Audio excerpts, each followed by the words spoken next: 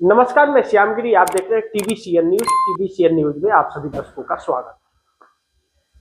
पश्चिम बंगाल के अंदर ममता बनर्जी ने तूफान मचा करके रख दिया है, लेकिन ममता बनर्जी के आक्रामक तेवर और ममता बनर्जी जिस तरह से हमला कर रही है मोदी और शाह पर, वह बड़ी चौंकाने वाली है, लेकिन सवालों के घेरे में भी है। दोनों चीजें हैं। हम लोग दोनों चीजों पर गौर करेंगे और जानने की कोशिश करेंगे। जिस ईडी को हथियार बनाया अमित शाह ने और पश्चिम बंगाल भेजा, वह तूफान मचा गया, लेकिन मकसद कामयाब नहीं हुआ। ममता बनर्जी के कहे अनुसार अमित शाह ने जिस ईडी का उपयोग करके भेजा, वह कहीं ना कहीं ममता बनर्जी के चुनावी रणनीति जो थी, या किस प्रत्याशी को टिकट देना है, किस प्रत्याशी को टिकट नहीं देना है, किस योजना में पैसा स्कीम बढ़ाना है, किस योजना में नहीं करना है, कहां योजना पहुंची है, कहां नहीं पहुंची, जो रणनीति बनाई जाती है चुनाव की, हारे हुए प्रत्याशी को, पिछली बार हारा हुआ प्रत्याशी का रिजल्ट अच्छा है उसको टिकट देना है या किसका टिकट काटना है, यह सारी चीजें जो थी, उस फाइल को हासिल करने के लिए ईडी ने आईपैक के दफ्तर में छापा मारा। अब आईपैक कौन है, इसे समझिए जरा कि आईपैक ममता बनर्जी के तृणमूल कांग्रेस के लिए चुनावी रणनीति बनाती है और रिपोर्ट सौंपती है कि कहां क्या उनका प्रभाव है। ऐसे में आईपैक के दफ्तर में जो फाइल रखा हुआ था, जो ममता बनर्जी के हाथों में नीला फाइल नजर आया आक्रामक तेवर के साथ, वह ईडी हासिल कर ली थी। लैपटॉप और पेन ड्राइव, हार्ड डिस्क, यह सब लिया था और ममता बनर्जी ने छीन लिया। अब भारतीय जनता पार्टी इसे सरकारी कार्य में बाधा कह रही है कि सरकारी कार्य में बाधा है। ठीक है, अगर इसे मान ले कि सरकारी कार्य में बाधा है तो ममता बनर्जी के ऊपर केस बनता है और उन्हें जेल जाने से कोई नहीं रोक सकता। लेकिन जिस तरह से ममता बनर्जी आरोप लगा रही है कि ममता बनर्जी के पार्टी की रणनीति चुराने की कोशिश की जा रही थी फाइल, ताकि भारतीय जनता पार्टी उसके हिसाब से रणनीति बना सके पश्चिम बंगाल में चुनाव लड़ने के लिए। भारतीय जनता पार्टी पिछली बार 2021 चुनाव में 73 सीटें लेकर के आई थी और आधा से लोग तृणमूल कांग्रेस में जाकर के मिल गए थे। कहा जाता है कि इस बार इंटरनल सर्वे में 80 सीटों पर तकरीबन भारतीय जनता पार्टी जीतती हुई नजर आ रही है। मैं नहीं जानता कि हकीकत क्या है, यह वक्त बताएगा, लेकिन क्योंकि भारतीय जनता पार्टी का जो रवैया है उस हिसाब से तो उसे एक सीट भी नहीं मिलनी चाहिए, यह अलग बात है। लेकिन 2019 में भारतीय जनता पार्टी ने 18 सांसद जिताए थे अपने, तो 2021 विधानसभा चुनाव में 73 विधायक चुन करके आए। लेकिन इस बार 2024 लोकसभा चुनाव में मात्र 12 सांसद चुन करके आए, वह भी बहुत अंतर से नहीं जीत के आए। और तो इस बार कितने सीटें लाएगी आप अंदाज इसका लगा सकते हैं कि 50 से 60 के आसपास। लेकिन एक इंटरनल सर्वे आता है भारतीय जनता पार्टी का, उसमें कहा जाता है कि 80 सीटों पर दबदबा है। ऐसे में जब 80 सीटों पर दबदबा बताया जाता है तो भारतीय जनता पार्टी जीत की तरफ जाती है और अमित शाह जाकर के 2 दिन पश्चिम बंगाल में बैठते हैं और प्रेस कॉन्फ्रेंस करके कहते हैं कि 2/3 बहुमत से भाजपा सरकार बनाने जा रही है।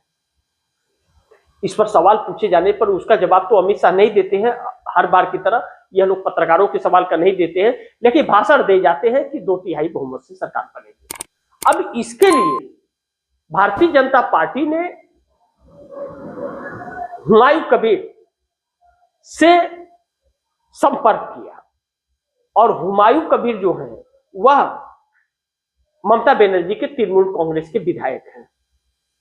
वह पार्टी से अलग हो चुके हैं, लेकिन इस्तीफा अभी तक नहीं दिए हैं, इस्तीफा नहीं दे रहे। ऐसे में विद्रोह कर रहे हैं। जामा मस्जिद का उन्होंने शिलान्यास किया, कहा कि 300 करोड़ रुपए खर्च करके बनाऊंगा। सवाल यह उठता है कि 300 करोड़ कौन देगा, और जैसे ही ऐलान करते हैं उसके बाद दनादन करोड़ों रुपया उनके खाते में आ जाते हैं। अब मौलवी समाज के लोग, मुस्लिम समाज के धर्मगुरु जो है वह कहते हैं कि यह तो ठीक है कि जामा मस्जिद बना रहे हैं, तो जामा मस्जिद क्यों, मस्जिद बनाए। जामा मस्जिद के नाम पर राजनीति क्यों? और है अगर, तो क्या नाम है कि आम जनता के चंदा से बनेगा वो? ऐसे राजनीतिकरण करके यह सही नहीं है। और भारतीय जनता पार्टी हुमायूं कबीर के साथ असदुद्दीन ओवैसी को जोड़ देती है, जो असदुद्दीन ओवैसी कहे जाते हैं कि भारतीय जनता पार्टी की बी टीम है। ऐसे में खेल शुरू होता है। 123 सीटें तकरीबन हैं जहां से ममता बनर्जी शुरुआत करती हैं जीत की। वहां पर मथुआ समाज और बाकी मुस्लिम वर्ग है पूरा। 123 सीटें वह बहुत निर्णायक होती है और वहां से 100% शुरुआत होती है ममता बनर्जी की। भाजपा वहीं पे मात खा रही है, इसलिए वहां पर हुमायूं कबीर को लगाया गया और असदुद्दीन ओवैसी को। ऐसे में नहीं बात बनी तो देखा गया कि इंटरनल सर्वे में कि कोई प्रभाव नहीं पड़ रहा है, तो फिर वहां पर ईडी का खेल शुरू हुआ, एसआईआर का खेल शुरू हुआ। एसआईआर से भी उतना लाभ नहीं मिल रहा है कि इंटरनल सर्वे में 80 सीटें आ रही है, तो अब ममता बनर्जी की रणनीति को चोरी करने की कोशिश की गई, यह ममता बनर्जी का आरोप है। लेकिन ममता बनर्जी के हाथ पेन ड्राइव लग गया, ऐसा ममता बनर्जी कहती है कि उसमें शुभेंदु अधिकारी कोयला व्यापारियों से पैसा लेकर के हवाला के जरिए अमित शाह को भेजते हैं। हमारे पास पेन ड्राइव में उसका सबूत है, और अगर अमित शाह और मोदी ने ज्यादा आतंक मचाया तो हम उसको उजागर कर देंगे। अब शुभेंदु अधिकारी के वकील ने वह नोटिस भेजा है कि आप उसे उजागर करके हमें बताइए, सबूत पेश कीजिए, वरना आपके ऊपर मानहानि का केस करेंगे। हड़कंप सी मच गई है, परिस्थितियां बेकाबू हो गई है, नरेंद्र मोदी के लिए मुश्किल खड़ी हो गई है। अब ऐसे में अमित शाह के दफ्तर में हड़कंप सा मचा हुआ है। तृणमूल कांग्रेस के लोग पिछले दिनों गृह मंत्री अमित शाह के दफ्तर के बाहर धरना प्रदर्शन किए, 8 साल से गिरफ्तार हुए। ममता बनर्जी सड़कों पर उतर रही है चुनाव आयोग के खिलाफ और गृह मंत्री अमित शाह के खिलाफ। लेकिन पश्चिम बंगाल के अंदर एक चुनाव आयोग का अधिकारी एआरओ ने इस्तीफा दे दिया, यह कहते हुए कि हमसे गलत तरीके से वोट कटवाए जा रहे हैं, यह हम स्वीकार नहीं है, हम इस्तीफा देते हैं। और इस्तीफा स्वीकार हो गया। अब सवाल यह उठता है कि हर जगह चुनाव आयोग को लेकर के यही हुआ रहा। अब तो अधिकारी भी कहने लगे चुनाव आयोग के कि गलत तरीके से नाम काटा जा रहा है, लेकिन सुप्रीम कोर्ट कोई भी संज्ञान नहीं ले रहा है। यह एक बहुत बड़ा प्रश्न बन करके खड़ा है। ममता बनर्जी और भारतीय जनता पार्टी में जंग छिड़ी हुई है। यह जंग किस हद तक जाएगी मैं नहीं जानता इसे, लेकिन आने वाले वक्त में राजनीति पश्चिम बंगाल के अंदर गर्म हो गई है, इस बात से इनकार नहीं कर सकते। बाकी देखते हैं कि क्या होता है। जो भी होगा खबरें आप दर्शकों तक लाता रहूंगा, और इसी के साथ इजाजत चाहूंगा, गुजारिश करूंगा इस खबर को ज्यादा से ज्यादा शेयर करें, और TVCN न्यूज को सब्सक्राइब नहीं किया तो सब्सक्राइब कर ले, अपने दोस्तों से भी कराएं। मिलते हैं अगली खबर के साथ, तब तक के लिए नमस्कार।